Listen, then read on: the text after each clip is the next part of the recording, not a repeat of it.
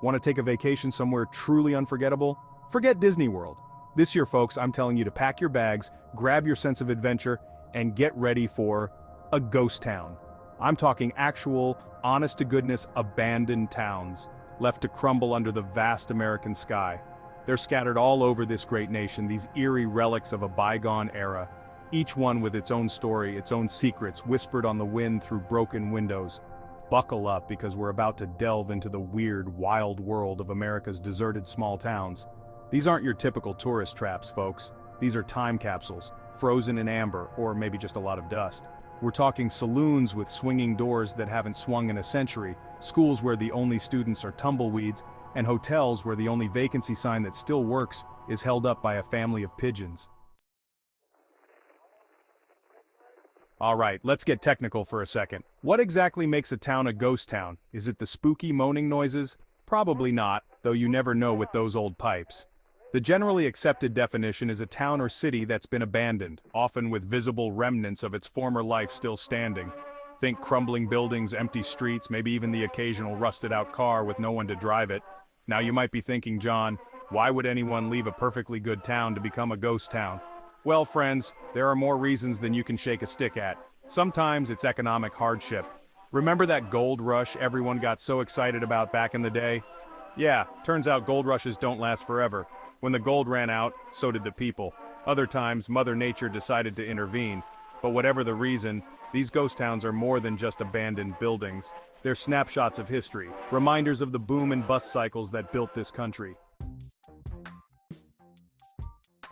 Alright folks, enough with the serious stuff. Let's get to the good stuff, the weird and wacky stories that make these ghost towns so fascinating. Take, for instance, the town of Thurnes in Texas. Founded by a group of French utopian socialists in the 1850s, yes, you heard that right. These folks were all about equality, communal living, and, wait for it, mandatory vegetarianism.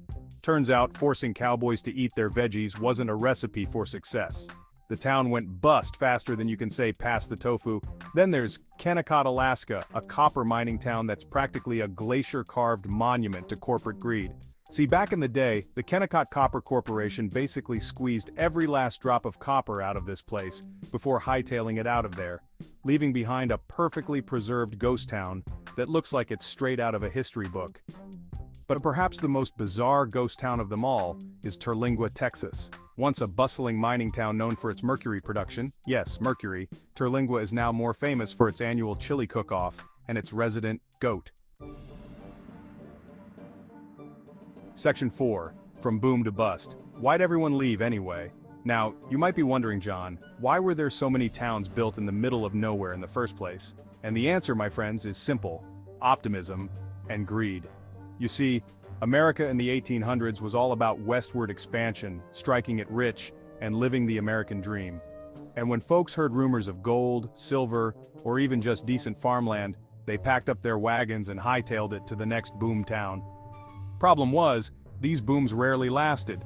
Once the gold ran out, the silver dried up, or the price of wheat plummeted, folks picked up and moved on to the next big thing, leaving behind empty buildings and a whole lot of history. Take, for instance, the town of Rhyolite, Nevada. Once a bustling gold mining town, Rhyolite had it all: a stock exchange, a red light district, even an opera house. But when the gold ran dry, so did the town. Today, Rhyolite is a haunting reminder that even the grandest dreams can crumble like so much desert dust. Section 5. The eerie allure of emptiness, visiting a ghost town today.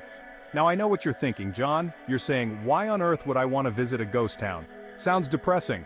And you know what? You're not entirely wrong. There is a certain melancholy to these abandoned places, a sense of loss and the passage of time that can be a little bit haunting. But there's also something undeniably alluring about them, something that draws us to these empty streets and crumbling buildings. Maybe it's the history, the chance to step back in time and imagine what life was like for the people who lived here.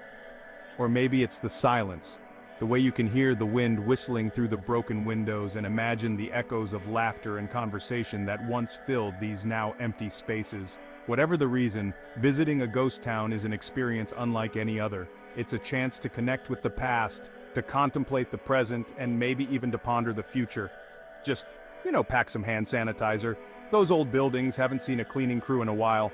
So, there you have it, folks. The weird, wild, and often hilarious world of America's deserted small towns. They're time capsules of history, reminders of the boom and bust cycles that built this country, and dare I say it, pretty darn cool places to visit.